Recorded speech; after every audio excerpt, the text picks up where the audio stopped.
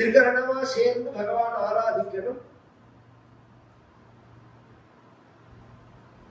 இந்த பாக்கியத்தை எனக்கு தரணும், இந்த வியாதிகள் எல்லாம் போக்கணும் அப்படின்னு மேல பகவானுடைய சிருஷ்டியிலேருந்து சொல்றார். பகவான் சுருக்கமா சொல்லிட்டு போற, பகவான் ஒருவனே இருந்தா, அந்த பகவானுடைய யோக நித்திரையில இருந்தா, பொதுவா நமக்கு இமேஜினேஷன் சொல்லணும்னா பிரளயம்னு சொல்றது. பிரளயம்ங்கிறது நீங்க இருக்கிற மாதிரி சமுத்திர ஜலம் இல்ல, காரணோதகம்னு பேர் இருக்கு. இந்த பஞ்சபூதங்கள் வரத்துக்கு காரணமான அணு கவனிச்சுதான் புரியும். பஞ்சபூதங்களுடைய தோற்றம் ஒரு அணுலேருந்து ஒரு அணு சேர்ந்து பிரிஞ்சு இப்படிதானே ஏற்பட்டிருக்கு.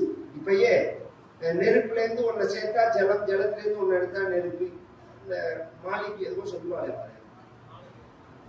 நான் ஒன்னாவது ஸ்கூலுக்கு போகாதனால எனக்கு அது ஞாபகம் வச்சுக்க முடியல. எங்க வழி முழுக்க அத்தியனம் தான் இருந்தாலும் நம்ம இன்னைக்கு போய் ரீச் ஆகணுங்கிறதுக்காக நான் அதை அப்டேட் பண்ணிக்கிறேன்.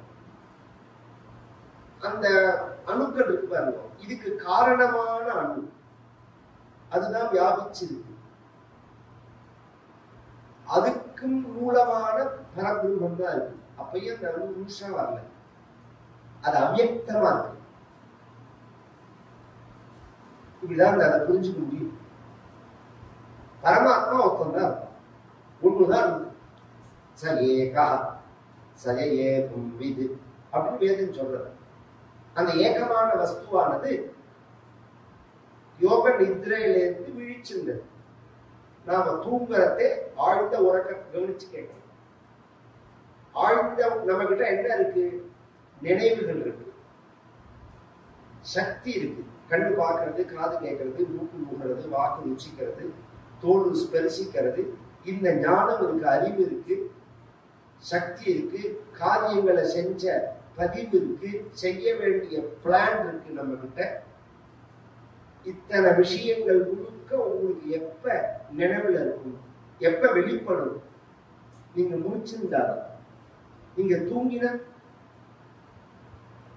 எங்க போயிட்டு அதெல்லாம்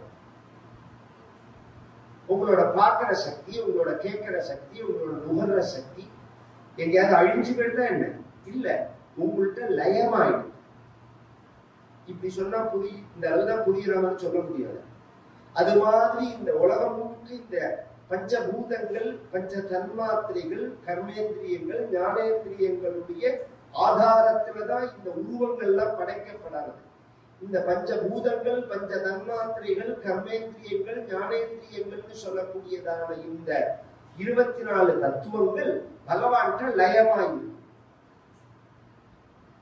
பகவான் யோக நித்திரையிலேருந்து வெளிப்பட்ட உடனே முதல்ல வெளியில வர்றது அவ்யக்தம், பிரகிருதி, மாய. 3 ஒண்ணுதான். இந்த அவ்யக்தம்னு சொல்லலாம், வியக்தமடையாத நிலை. பிரகிருத்தின்னு சொல்லலாம், இப்ப நான் சொன்ன மாதிரி இயற்கைன்னு சொல்லலாம், மாயைன்னு சொல்லலாம். மாயான்னா என்ன அர்த்தம் தெரியும்?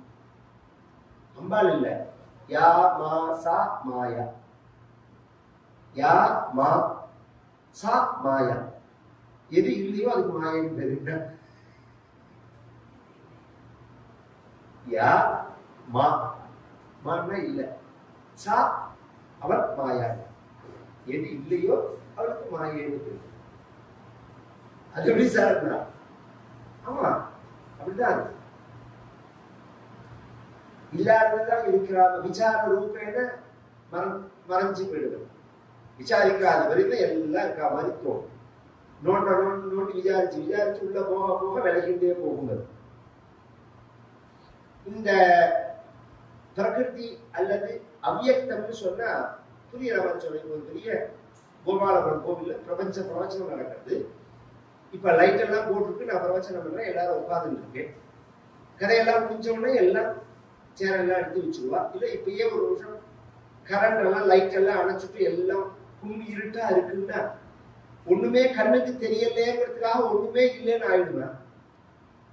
ஐஸ்கிரீமோட விஷயமே அதான ரிசர்ச். கண்ணுக்கு தெரியாததை காட்டிலும், கண்ணுக்கு தெரியறதை காட்டிலும் கண்ணுக்கு தெரியாததுதான் ஜாஸ்தி இல்லை.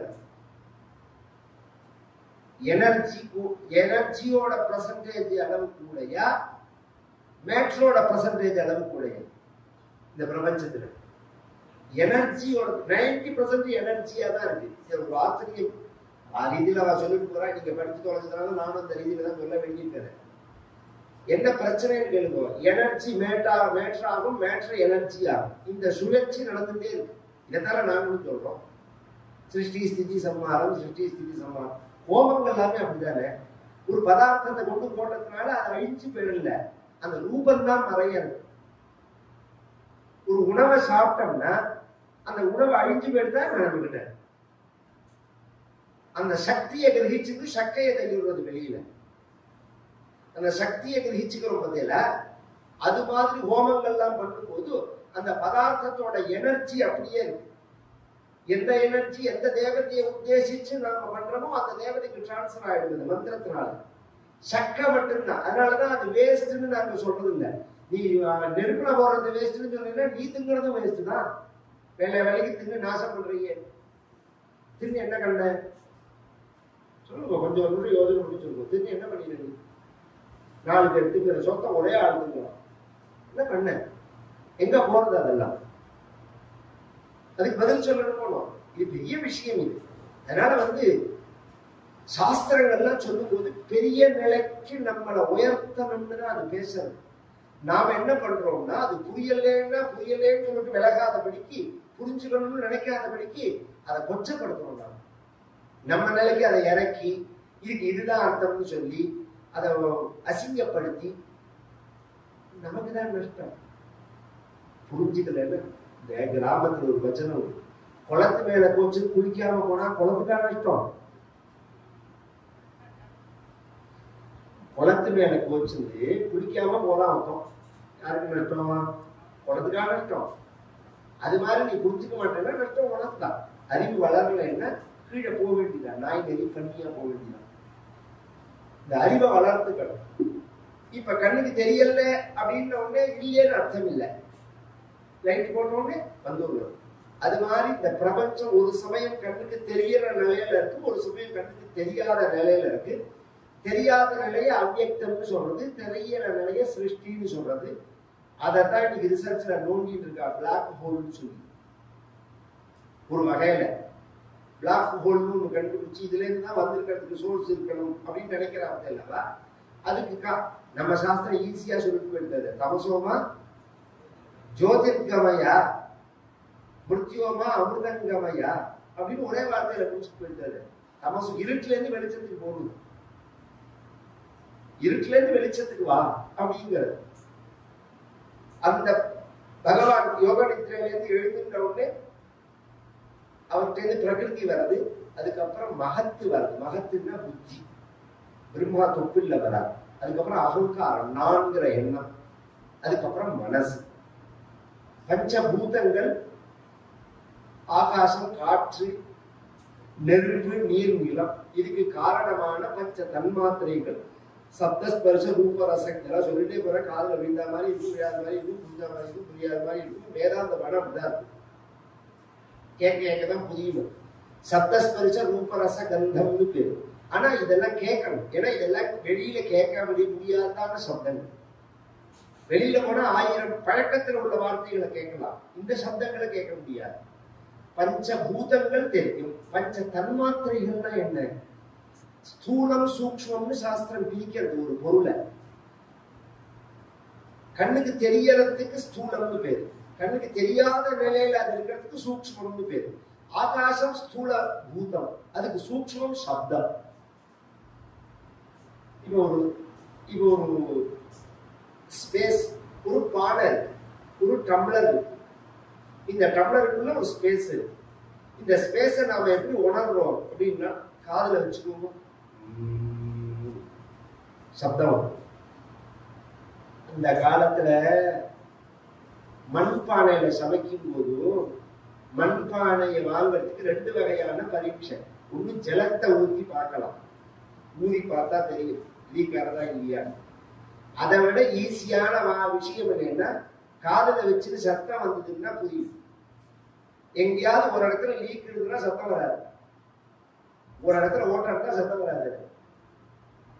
ஓட்டை இருக்கா இல்லையான்னு அதை வச்சு பார்த்தாலே புரிஞ்சு போயிடும். அவ்வளோ அறிவா சார்ந்த சமூகம் நம்மளோட. அதுக்காக சொல்லுவேன், ஆகாசத்தினுடைய அடையாளம் தன்மாத்திர சப்தங்கள், காற்றில் உள்ளது ஸ்பரிசங்கள். ஸ்பரிசத்தினால்தானே. நெருப்போடது ரூபங்கள், பார்க்கிற நிலைக்கு அப்பதான் வராது. ஜலத்தோடது ரசங்கள், டேஸ்ட். பூமியோடது கந்தம், வாசனை. இந்த 5 தன்மாத்திரைகள் 5 பூதங்கள். இத நாம கிரகிச்சுக்கிறதுக்கு நம்ம கிட்ட 5 கருவிகள். கண்ணு, காது, மூக்கு, நாக்கு, தோல். காதால சப்தத்தை எடுத்துக்கிறோம், கண்ணால ரூபத்தை எடுத்துக்கிறோம், மூக்கால கந்தத்தை எடுத்துக்கிறோம், நாக்கால ரசத்தை எடுத்துக்கிறோம், தோலால ஸ்பரிசத்தை எடுத்துக்கிறோம். இதுக்கு ஞானேந்திரியங்கள்னு பேர். செயல் புரியக்கூடிய கருவிகள்னு 5. வாக்பாடி, பாதம், பாயு, உபஸ்தம். பேசற வாயி, கைகள் 2, கால்கள் 2, யூரின் டாய்லெட் போற பாதம். இதுக்கு கர்மேந்திரியம்னு பேர். இது 5. ஞானேந்திரியம் 5, பஞ்சபூதங்கள் 5, பஞ்ச தன்மாத்திரைகள் 5, 4 5 20. அதுக்கப்புறம் 21 அப்படிங்கிறது மனசு. அகங்காரம் 22, மகத்தி 23, பிரகிருதி 24. இந்த 24 தத்துவங்கள் பகவான் படைச்சது, பிரம்மா கிடையாது. இதை வச்சுதான் உலகத்தை படைக்கிறார் பிரம்மா. இதுக்கு மேலதான் படை. பிரம்மா நாபி கமலத்திலிருந்து வந்தார், தாமரையில வந்தார். அந்த தாமரையோட கணக்கு என்னன்னா 14 இதழ்கள் உள்ள தாமரை. தாமரைன்னு ஒண்ணு கொத்தாம்புதுவ தாமரைன்னு சொல்லலங்க, 14 இதழ்கள் அதற்கு. ஏன்னா 14 உலகங்கள், 14 உலகங்கள். நாம இருக்கிற இந்த பூமிக்கு மேல 7, பூமிக்கு கீழே 7. கீழே அதல, விதல, சுதல, ரசாதல, தலாதல, மகாதல, பாதாளம் அப்படிங்கிறது கீழே. பூலோகம், புவர்லோகம், சுவர்லோகம், மகோலோகம், ஜனோலோகம், தபோலோகம், சத்தியலோகம்ங்கிறது 7. 7 14. இந்த 14க்கு மேல பிரம்மா உட்கார்ந்துட்டார். பிரம்மா எப்படி உட்கார்ந்துட்டார்? 4 தலையோட உட்கார்ந்துட்டார். 4 தலை அவருக்கு எப்படி வந்தது? தேனே பிரம்ம ஹிருதாய ஆதிக்கவாகி ஒத்த தலையோடு தான் அவர் வந்தார். பகவான் அவருக்கு வேதத்தை கொடுத்த உடனே அந்த வேதம் 4ஆ இருக்கிறதுனால 4 தலையாயிடும். அல்லது 4 திக்க குறிக்கிறாங்க. ஒரிஜினலா பிரம்மாவுக்கு 5 தலை. நான் அந்த கதையை சொல்லி குழப்பம். அது ஒரு கதை இருக்கு. அந்த 5வது தலைய தலையில உள்ள அந்த மண்ட ஓட்டுக்கு கபாலம்னு பேரு. அந்த கபாலத்தை கையில வச்சிருக்கிறதுனாலதான் கபாலின்னு பேரு பகவான். மயிலாப்பூர்ல இருக்கிறதெல்லாம் கபாலீஸ்வரர்னு சொல்லணும். இந்த மண்ட ஓட்ட பிரம்ம கபாலம்னு பேரு. இது 5வது. அதுக்குள்ள வேண்டாம். 4 இந்த பிரம்மாவை கூப்பிட்டு சிருஷ்டி பண்ண சொல்றான் பகவான். வேதத்தை கொடுத்து, வேதம்னா அறிவுன்னு அர்த்தம். பொதுவா விதஞானேன்னு தாத்து. யாரோட அறிவுன்னா பகவானோட அறிவு. இந்த வேதத்தை பத்தின ஒரு கன்ஃபியூஷன் இன்னைக்கு இருக்கு. ரிசர்ச்ல வரும்போது மேக்ஸ்மூலர்ல இருந்து ஆரம்பிச்சு வெளிநாட்டு அறிஞர்களா இருந்தாலும் சரி, நம்ம தேசத்துல இருந்த எத்தனையோ சயின்டிஸ்டோ அல்லது மகரிஷிகள், ஒரு பெரிய அறிஞர்களோ மகரிஷிகளை விட்டுடுவோம். இவா பரியந்த ஒரு காலத்தை நிர்ணயம் பண்றாங்க. 3000 காலம், 5000 வருஷம், 7000 வருஷம். இந்த முதல்ல காலத்தை நிர்ணயம் பண்றதே பைத்தியக்காரன். ஏன்னா அனுமானம் என்றைக்குமே மாறுபாடை உடையது. யூகம் இருக்கு பாருங்க. நீங்க உன்னை கண்டுபிடிக்கிறேன், உன்னை வச்சுன்னு இதை நிரூபிக்கிறேன். நீங்க எது பரியந்தம் அது உண்மையா இருக்குன்னா இன்னொருத்தர் உங்களுக்கு மேல கண்டுபிடிக்காத பரியந்தம் உண்மையா இருக்கும். இன்னொருத்தர் உங்களுக்கு மேல அதை கண்டுபிடிச்சுட்டாங்கன்னா உங்களோடது பொய்யா போயிடும். அப்ப எதை நம்பணும்னா இந்த கண்டுபிடிப்புகளை உண்மையான முழுசா எடுத்துக்க கூடாது. தஸ்மாத் சாஸ்திரம் பிரமாணந்தே. சாஸ்திரம் தான் பிரமாணம். சாஸ்திரம்னா என்ன சார்? எல்லாரும் சொல்றோம் அந்த வார்த்தைய. அப்படின்னா என்ன? எதை குறிக்கும் போதுன்னா 4 தான் குறிக்கும். ஸ்ருதி, ஸ்மிருதி, இதிகாசம், புராணம். ஸ்ருதினா வேதங்கள், ஸ்மிருதினா சட்ட நூல்கள், இதிகாசம்னா ராமாயணம், பாரதங்கள், புராணங்கள்னா 18 உபபுராணம். இந்த 4க்கு தான் சாஸ்திரம்னு பேரு. இதுக்கப்புறம் பின்னாடி வந்தவர்கள் அத்தனை பேரும் இதற்கு விளக்கம் தான் சொன்னார்களே தவிர அவர்கள் ஒரு சாஸ்திரத்தை எழுதவே இல்லை. தமிழிலையாகட்டும், சமஸ்கிருத ஆதிசங்கராகட்டும், மத்வாச்சாரியராகட்டும், ராமானுஜராகட்டும், அல்லது வட இந்தியாவில் உள்ள குருமார்கள், எல்லாமே இவ 3 பேரை ஃபாலோ பண்றவங்க. ரொம்ப பேர் நினைச்சிருக்கா ராமதாசர்னு ஒருத்தர், ராமானந்தர்னு ஒருத்தர், சைத்தன்ய மகாபிரபுன்னு ஒருத்தர், வல்லபாச்சாரியார்னு ஒருத்தர், ஞானதேவர்னு ஒருத்தர். இவெல்லாம் தனி மதம் நினைச்சிட்டு இருக்கா. கிடையவே கிடையாது. இவா 3 பேரை ஃபாலோ பண்றவங்க. ஆதிசங்கரர், மத்வர், ராமானுஜர் காமிச்ச அந்த மார்க்கத்தை ஒரு பூஸ்டர் பண்ணி அவ காமிக்கிறார்.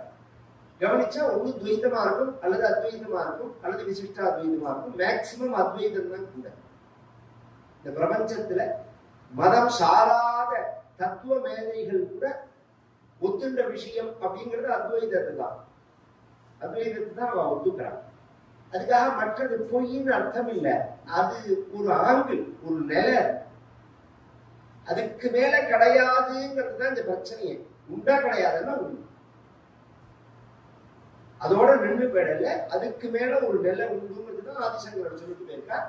நிறைய இது மாதிரி கேட்க வேண்டியது, படிக்க வேண்டியது 1000 இருக்கு. நான் பிரிச்சு போறேன்னு நினைக்காதீங்க. ஏன்னா நாராயணியை மட்டும் நான் வெற்றி கொண்டு நாராயணியன் ஸ்லோகத்தை பதம் மட்டும் சொல்றதா இருந்தா இதுல 3 ஸ்லோகம் ஆயிருக்கேன். சாஸ்திரங்களையும் புராணங்களையும் வேதங்களையும் வாசிச்சு தொலைச்சதுனால அதை தாண்டி போக முடியல. இதை விளக்காம போனா ரொம்ப தப்பு அப்படின்னு தோன்றது நமக்கு. சத்தியத்தை விளக்கிட்டு போகணும் அப்படின்னு. இப்ப 4 வேதங்கள், 4 சிரஸ். வேதங்களுடைய காலங்கள், பகவானுடைய அறிவு, அதுக்கு காலமே கிடையாது. ரிசர்ச்ல எல்லாம் சொல்றதெல்லாம் ஒண்ணும் கிடையாது. அதனால காலத்தை பத்தி யார் பேசினாலுமே அதை முழுசா நாம ஏத்துக்க முடியாது. அது வேதத்துக்கு தான் இல்லை, அவதாரங்களுக்கு பேசினாலுமே ஏத்துக்க முடியாது. ஏன்னா உனக்கு பிரமாணம் ராமன் ஒருத்தர் உண்டுங்கிறது பிரமாணமே வால்மீகி தானே. வால்மீகி சொன்னதுன்னா உங்களுக்கு எப்படி ராமனை தெரியும்? வால்மீகியே பாலோத்வாரச வாரிஷிகான்னு ஒரு இடத்துல சொல்றார். 12 வயசு மதிப்புல இருந்தான் அப்படிங்கிறார். அதே வால்மீகியே விஸ்வாமித்திரத்தை கொடுக்கும் போது 12 வயசுல மதிப்புல இருந்தான்னு சொல்ற வால்மீகியே விஸ்வாமித்திரர் தசரதன் சொன்னதா ஒரு வார்த்தை சொல்றார். 60 வருஷ சகசிராணி ஜாதஸ்ய மம கௌஷிகா, 60,000 வருஷம் மண்ணாடி பெத்த குழந்தைங்கிறார். 60,000 வருஷம் நான் கஷ்டப்பட்டிருக்கேன் ஒரு குழந்தை அடையறதுக்கு. 60 வருஷம் சகசிராணி அப்படிங்கிறார். இதுல எதை உண்மையா இருக்கு? 60,000 வருஷம் ஒரு மனிதன் வாழ, அதெல்லாம் அடுத்த விஷயம். ஒரு மனிதன் வாழ முடியுமா முடியாதாங்கிறதுலாம் அடுத்த விஷயம். அது காலம் தான் தீர்மானம் பண்ணணும், நாம தீர்மானம் பண்ண முடியாது. ஏன்னா புராணத்துல இருக்கு. இல்ல சதமானம் பவதின்னு இருக்குன்னா அடுத்த சப்ஜெக்டுக்கே வரையல. வருஷம்ங்கிறதே உங்க கணக்கு என்ன, சாஸ்திரம் சொல்ற கணக்கு என்ன? அந்த கேள்வி. புத கிரகத்துல போய் சேர்ந்து உட்கார்ந்துட்டா ஒரு வருஷத்துக்கு எத்தனை நாள்? பூமியில உட்கார்ந்துட்டா ஒரு வருஷத்துக்கு எவ்வளவு நாள்? குருவில போய் உட்கார்ந்துட்டா ஒரு வருஷத்துக்கு எவ்வளவு நாள்? சனியில போய் உட்கார்ந்துட்டா ஒரு வருஷம் 900 சொச்சன்னா நம்ம கணக்கு ஒரு வருஷமே. ஒரு வருஷம்ங்கிறது நீங்க சூரியனை சுத்தி வர கணக்கு தானே சொல்றேன். பூமி சூரியனை சுத்தி வர கணக்கு தானே சொல்றேன். பூமி சுத்தி வர்றதுக்கு 360 நாள் ஆகுது. புதன் சுத்தி வர்றதுக்கு 84 நாள் தானே ஆகுது. அப்ப வருஷம்ங்கிறது புதனுக்கு எப்படி ஆகும்னா 84 தான் ஆகும். அதனால இதெல்லாம் ரொம்ப போட்டு ஜனங்களை நபுத்தி பேதன் ஜனயேது அஜ்ஞானாத் கர்ம சங்கீதாம் அப்படின்னு பகவான் ஒரே வார்த்தையில சொல்லிட்டு போயிட்டான். இந்த ஜனங்களை போட்டு குழப்பக்கூடாது, புத்தி பேதம் பண்ணக்கூடாது, அதுல குளிர் காயக்கூடாது, அதுல சம்பாதிக்க கூடாது. அதை விட அயோக்கியத்தனம் எதுவுமே கிடையாது. ஏன்னா பரிணாம வளர்ச்சியில ஒரு நிலைய ஜனங்கள் அடைஞ்சிருக்கும் போது அவர்களை குழப்பி நீ கீழே தள்ளி விட்டேன்னா பரம பாவம். ஒரு ஆட்டமே ஒரு நாளை மாற்ற முடியுமா? முதல்ல கேள்வி. ஒரு ஆட்டை மாற்ற முடியுமா? ஒரு நாயை மாற்ற முடியுமா? நாய்க்காக நிறுத்த முடியாது. ஏன்னா அதுக்கு ப்ரோக்ராம் பிக்ஸ் ஆனது. அது எப்படி வாழணும் இருக்கோ அப்படிதான் அது வாழணும். இவ அந்த தாண்டி தானா சுயமா சிந்திக்கிற தன்மை வரத்தே சிந்திச்சு மேல போகணுங்கிற வாழ கீழே தள்ளி விட்டேன். ஐயோ மேல ஜனபத சரித்திரத்துல சொல்ற பாகவதத்துல குரு நசஸ்யா ஜனனீ நசஸ்யா பிதா நசஸ்யா தெய்வம் நசஸ்யா. ஞான மார்க்கத்தை ஒருத்தர் காமிக்கலன்னா குரு குரு கிடையாது, அப்பா அப்பா கிடையாது, அம்மா அம்மா கிடையாது, பந்துக்கள் பந்துக்கள் கிடையாது, சகா சகா கிடையாது, ஒரு கால் தெய்வம் இல்லைன்னாலும் தெய்வம் கிடையாது. கண்ணு தெரியாத ஒருத்தன் பாழுங்கிணத்துல விழ போறான், கண்ணு தெரிஞ்சவன் ஒருத்தன் பார்க்கறான், அவனுக்கு நடக்கிறதே அது கிணறு பள்ளம்னு தெரியாது, உனக்கு தெரியும். நான் இப்படி போகலாமான்னு அவன் கேட்கிறான், மேல பள்ளம் இருக்கு போகாதேன்னு சொன்னா நீ யோக்கியனா, போன்னு சொன்னா யோக்கியனா? அந்த பக்கம் பள்ளம் இருக்கு போகாதேன்னு சொல்லி கையை பிடிச்சி அழிச்சும் வர்றதுதானே யோக்கியத்துக்கு அடையாளம். அது மாதிரி பரிணாம வளர்ச்சியில ஒரு நிலையை அடைஞ்ச நம்மளை கொண்டு போய் உயர்த்தணும்னு நினைக்கிற குருமார்களுக்கு மத்தியில கையை பிடிச்சு நீ பள்ளத்துல விழுற மாதிரி கீழே கொண்டு போனேன்னா எவ்வளவு பெரிய அயோக்கியத்தனம். எனக்கு நம்பிக்கை இல்லை, அது உன்னோட நிறுத்து. உனக்கு பாவம் தொலைல, அதனால நம்பிக்கை இல்லை. நம்பிக்கை இன்மைங்கிறதே பாவம் தான். முதல்ல அது தெரிஞ்சுக்கணும். ஞானம்ங்கிறது தான் புண்ணியமே, நம்பிக்கையின்மைங்கிறதே பாவம் தான், அஜ்ஞானம். நம்பிக்கையின்மைன்னா புரியறதுக்காக நம்பிக்கையின்மைன்னு சொல்றேனே தவிர அஜ்ஞானம் புரியாத நிலைங்கிறதே பாவம் தானே, அறியாமையே பாவம் தானே. அப்ப அறியணும்னு தான் நம்ம நினைக்கிறோம். நான் அறியவும் மாட்டேன், நம் ஒத்துக்கவும் மாட்டேன்னா இதுக்கு நம்ம என்ன பதில் சொல்ல முடியுது? இந்த பிரம்மாவோட ஆயுஷ சொல்றது, பிரம்மாவுக்கு 100 வயசுங்கிறது. இப்ப எடுத்துக்கோங்க, சதமானம் அப்படிங்கிற கதை கணக்கு சொல்றேன் நான். பிரம்மாவுக்கு 100 வயசுங்கிறது எப்படி தெரியுமோ? நமக்கு 365 நாள் ஒரு வருஷம். தூங்காம கேளுங்க, அப்புறம் யூடியூப்ல உட்காந்து பேப்பர் வச்சு குடிச்சுக்கோங்க. இப்பயே குடிக்க ஆரம்பிச்சா மண்டை வரும். அது தேவதைகளுக்கு 1 நாள், நமக்கு 1 வருஷம், தேவதைகளுக்கு 1 நாள். அது மாதிரி 365 நாள் தேவதைகளுக்கு 1 வருஷம். அது மாதிரி 12,000 தேவ வருஷம் மனித வருஷத்துல 43,20,000 வருஷம் கொண்டது ஒரு சதுரயுகம். அது மாதிரி 1000 சதுரயுகம் பிரம்மாவுக்கு ஒரு பகல், 1000 சதுரயுகம் பிரம்மாவுக்கு ஒரு ராத்திரி. அது மாதிரி 365 நாள் ஒரு வருஷம், அது மாதிரி 100 வருஷம் பிரம்மாவோட. 2000 into 43,20,000 ஃபர்ஸ்ட். 2000 into 43,20,000 சொல்லிட்டே போற, அப்புறமா கால்குலேஷன் வச்சு பண்ணிக்கோ. Is equal to into 365 into 100. இதான் இந்த கேலக்சியோட கணக்கு. கால்குலேட்டருக்கு இடம் இருக்குமான்னு தெரியல நான் சொல்ற விஷயம், ஆனா சத்தியம், இது சத்தியம். இந்த கேலக்சி ஏற்பட்டு இந்த கணக்கு நான் சொல்ற கணக்கு 450 கோடி சொச்சம் வருஷம் வருது. அதை ஒத்துக்கிறார். இந்த 3 விஷயம் இருக்கிறேன். இந்த பகல்ல பிரம்மாவோட ஒரு பகல்ல நடக்கிற சிருஷ்டி 1000 சதுரயுகம்ங்கிறது. அதுக்கே 450 கோடி வருஷம் தான் ஆயிருக்கு. 7வது சதுரயுகம் நடக்கிறது சுவாயம்புவ சுவாரோசுஷ உத்தம தாமச ரைவத சாட்சுஷ வைவஸ்வதங்கிற மன்வந்தரம் நடக்கிறது. இதுல 28வது சதுரயுகம் நடக்கிறது. வைவஸ்வத மன்வந்தரே 8வது யுகத்துல நான் பொய்ப்பாட்டா கிடக்கு. பொழுது முடிஞ்சா ஆவணியாவட்டத்துக்கும் சங்கல்பத்துக்கு சத்துக்கு சதாபிரியத்துக்கும் கோவில்ல பூஜைக்கும் கும்பாபிரியத்துக்கும் சொல்லிட்டு இருக்கணும் இந்த சங்கல்பத்தை. அப்ப அதை என்னன்னு புரிஞ்சுக்கணும் வேண்டாமா? அஷ்டாவிகும்சதி தமே கலியுகே பிரதமே பாதே ஜம்பூத்வீபே பாரத வருஷே பரதகண்டேன்னு சொல்லி போடணும். எல்லாம் நம்ம ஆயுஷ கால்குலேஷன் பண்றாங்க, நாட்களை கால்குலேஷன் பண்றது. இது அப்படியே வச்சுக்கோங்க ஒரு பக்கம். பிரம்மாவுக்கு பகவான் அறிவை கொடுத்து சிருஷ்டி பண்ணின உடனே பகவான் மனசுனால 4 பேரை சிருஷ்டி பண்ணினார். சரக சனந்தர சனாதன சனத்குமார்கள் சத்வகுணத்தினால அவர்களையே திரும்பி சிருஷ்டி பண்ண சொல்ல அவர்கள் பூர்ண சத்வகுணமா இருக்கிறதுனால சிருஷ்டி பண்ணல். காமம்ங்கிறது சத்வகுணத்துல இருக்காது, அதனால அவ சிருஷ்டி பண்ணல. உடனே பிரம்மாவுக்கு ஒரு கோபம், தன் சொன்னதை கேட்கல. முதல்ல உலகத்துல படைக்கப்பட்ட மனிதர்கள் யாருன்னா இந்த 4 பேர் தான். சனக சனந்தன சனாதன சனத்குமாரர்கள் அப்படிங்கிற அந்த 4 பேர் தான் சனகாதிகள்னு பேரிவாங்க. இவாதான் நாராயணம் பத்மபுவம் அப்படின்னு சொல்ல முடியல. அந்த வரிசையில இவாதான் 3வது. குரு பரம்பரையில இவர் தான் 3வது. இது ஒரு சிஸ்டம், பத்மபூம் வசிஷ்டம்னு அப்படி ஒரு பரம்பரை வரும்.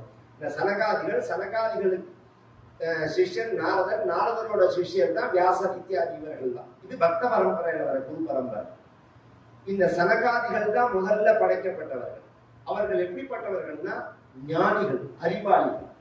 முதல்ல படைத்த மனிதன் அறிவாளியா இருந்தான்னா முட்டாளா இருந்தான். நம்ம சாஸ்திரங்கள்ல மகா அறிவாளியா இருந்தான்னு சொல்றது. அனுமானத்துல ரிசர்ச்ல பண்றவா அல்லது மற்ற மதங்கள்ல சொல்றவா கற்காலத்துல மனிதன் ஒரு காட்டு பிராண்டியா இருந்தான். அது பொய்யா, இது அது உண்மையா, இது உண்மையானா ரெண்டுமே உண்மை. அவன் சொல்ற மாதிரி பின்னாடி வந்தவர்கள் சில பேர் இருந்தா உண்டானவர்கள். ஆனா இது மிக்சிங். இது ஒரு விதையிலிருந்து ஒரு விதையை தயார் பண்ணும். கவனிச்சு கேளு. ஒரு விதையை விவசாயம் பண்ணினாதான் இன்னொரு விதை, ஒரு விதை 10 விதையை தயார் பண்ணும். அந்த 10 விதை 100 விதையை தயார் பண்ணும். இதுதான் உலகத்தோட இயக்கத்துக்கு காரணமா இருக்கு. இந்த சனகாதிகள் பேருக்கு சிருஷ்டி ஆகல, ஆனா அவர்கள் ஞானிகளா இருந்தார், அதனால சிருஷ்டி ஆகல. அதுக்கு அடுத்த நிலை யார் அப்படின்னா, உடனே பிரம்மாவுக்கு கோபம் வந்த உடனே சொன்னதை கேட்கலன்னு உடனே அந்த கோபத்திலேருந்து ஒருத்தர் வெளியில வந்தா ருத்ரன்னு பேரு. இந்த ருத்ரன் உடனே சாதாரணமா பேசுறவா, இந்த கதை புராணங்களை மட்டும் படிச்சுட்டு பேசுறவா என்ன பண்ணுவான்னா சிவபெருமான்னு சொல்லுவா. இங்க சிவபெருமான்னு சொல்லல, அங்க பின்ன என்ன சொல்லிருக்கு? ருத்ராபிசிருஷ்ட பயதாகிருதி ருத்ர சங்க சம்பூரியமான புவனத்ரய பீதசேதாஹ மம பிரஜா ஸ்ருஜத தபஸ்சர மங்களாயேதி ஆச்சஷ்டதம் கமலபூமு பவதீரிதாத்மா ருத்ரன் அப்படின்னு தான் இருக்கு. அது ஏகாதசம் யூகத்தை அடைஞ்சதுங்கிறதுலாம் அடுத்த விஷயம். ஏகாதசம் இல்ல, சகசிராணி சகசிரம் நோய் ருத்ராதி பூமி அப்படின்னு வேதத்திலேயே ஆயிரக்கணக்கான ருத்ரர்கள். ருத்ரன்னா யாருன்னாலும் மன்னி தேவதை. ருத்ரங்கிற பதத்துக்கு என்ன அர்த்தம்னா ருத்ரம் திராவய தீத்தி ருத்ரா. ருதம்னா கண்ணீர், கஷ்டம். இந்த கஷ்டத்தை போக்குறதுனால ருத்ரன்னு பேர். பொதுவா இந்த தேவதா கணங்களை 33 கோடி தேவதைகள்னு சொல்றோமோ, 33 கோடின்னு அர்த்தம் இல்ல, 33 செக்ஷன் அர்த்தம். ஏகாதச ருத்ர வசு ருத்ர ஆதித்யர், இதான் விஷயம். திரும்பி என்ன தெரிஞ்சுக்க முயற்சி பண்ணணும். வசு ருத்ர ஆதித்யர். இன்னைக்கு சிரார்த்தம் பண்றதே அதுதான் சொல்லுவோம். நாம அப்பாவை வசுனும் தாத்தாவை ருத்ரனும் பொண்ணு தாத்தாவை ஆதித்யன் அப்படின்னு சொல்லுவோம். தர்ப்பணம் பண்றதையும் அப்படிதான் சொல்லுவோம். இது எல்லாம் இவாளுக்குள்ளதான் அடக்கம். எல்லா கணங்களும் இவாளுக்குள்ளதான் அடக்கம். இந்த வசுக்கள் எத்தனை பேர்னா 8 பேர், ருத்ரர்கள் எத்தனை பேர்னா 11 பேர், ஆதித்யர்கள் எத்தனை பேர்னா 12 பேர். கூட்டினா எவ்வளவு வரும்? 31 வரும். இதை தவிர அஸ்வினி தேவதைகள் 2 பேர். அவ தனி செக்ஷன், டாக்டர்கள். அப்ப 33, மொத்தமே 33 பேர் தான். இந்த பிரிவு தான். இதை நம்ம 33 கோடி 33 கோடிங்கிறதுக்கு அர்த்தமே தனுஷ் கோடி அப்படிங்கிறோம். தனுஷ் கோடி அப்படின்னா தனுஷோட எண்டுன்னு அர்த்தமா அல்லது கோடி தனுஷ் வில்லு இருந்துன்னு அர்த்தமா? எண்டுன்னு அர்த்தம். கோடினால எண்டுன்னு அர்த்தம். எண்டுன்னா பூர்த்தி, முடிவு. அதனாலதான் இந்தியாவோட பரிமாணத்தை பத்தி, பாரத தேசத்தை பத்தி சொல்லும் போது ஆசேது ஹிமாச்சல வர்த்தினா ஆஸ்திக மகாஜனானா அப்படின்னு நீ கோவில் எல்லாம் சங்கல்பம் பண்ணுவாங்க. இங்க எது நமக்கு ஆரம்பம்னா சேத்து தான் ஆரம்பம். இங்க எதுன்னா ஹிமாச்சலம். ஹிமாச்சலம்னா இமயமலையோட இல்லை, இமயமலை எது பரியந்தம் இருக்கோ அது பரியந்தம் பாரதம் தான். அது போல தெரிஞ்சுக்கோ, அகண்ட பாரதம் பேரு. அது பரியந்தம் பாரத தேசம் தான். அப்ப கோட்டின்னா முடிவு. இங்க 33 33 பிரிவை சொல்றது. இதுல 11 பேர் ருத்ரர்கள் இருக்கார்கள். ருத்ரன் அப்படிங்கிறது ஒரு கணம். சிவபெருமான் வேற, ஈஸ்வரன் வேற, சதாசிவன் வேற, ஈஸ்வரன் வேற, ருத்ரன் வேற. ருத்ர கணங்கள் வேற. ஈஸ்வரன்கிறது குணமயமான வஸ்து, சதாசிவன்கிறது நிர்குணமான வஸ்து. இது பஞ்ச தத்துவங்களை சொல்றது. இந்த வேதமே ஒன்னா சொல்றது, ரெண்டா சொல்றது, மூணா சொல்றது, நாலா சொல்றது, அஞ்சா சொல்றது. இந்த பிரிவு